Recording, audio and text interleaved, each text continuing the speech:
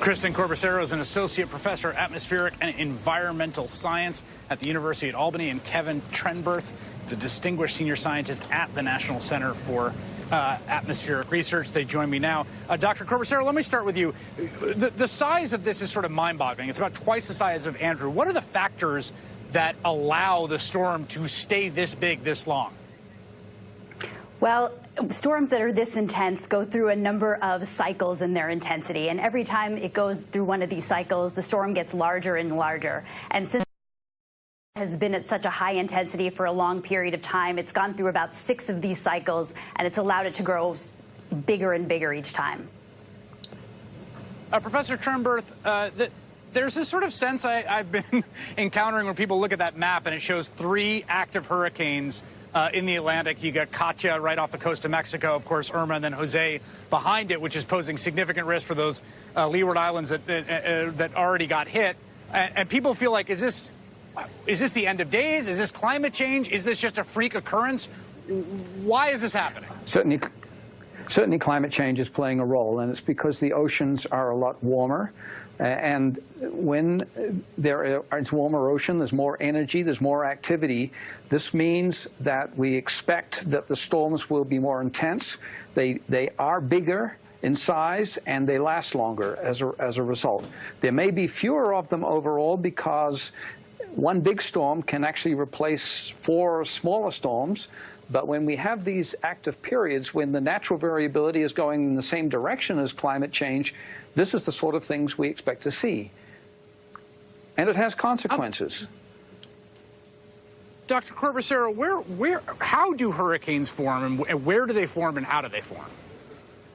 So generally in the Atlantic, they form off the coast of Africa from disturbances, thunderstorm complexes that move off the coast of Africa. So Irma is one of these cases. It developed just off the coast of Africa and was able to develop and stay very strong because of the environmental conditions around it. The atmosphere was very moist.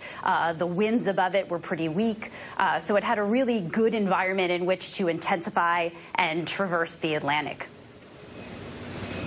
And Professor Trenberth, do you think that one of the things that happened with Harvey was it almost sort of exceeded or near the limit, right? What meteorologists and climatologists had predicted for the amount of water that could hold. It was sort of bumping up against what our records are. This hurricane has already set records in terms of maximum sustained wind for a period of time. Are we going to see more records set?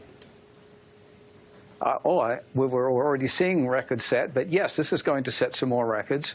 I mean, one of the consequences of Harvey was the heavy precipitation over very large areas, more than 30 inches of rain, up to 50 in some spots. With this storm, there's likely to be over 10 inches of rain. That hasn't been talked about a great deal, but once it's gone through Florida, some of the heavy rain and flooding will extend well away from the coast. So although the biggest threat is certainly to the coast and the storm surge and the high sea levels, the heavy rainfall is a threat with this storm as well.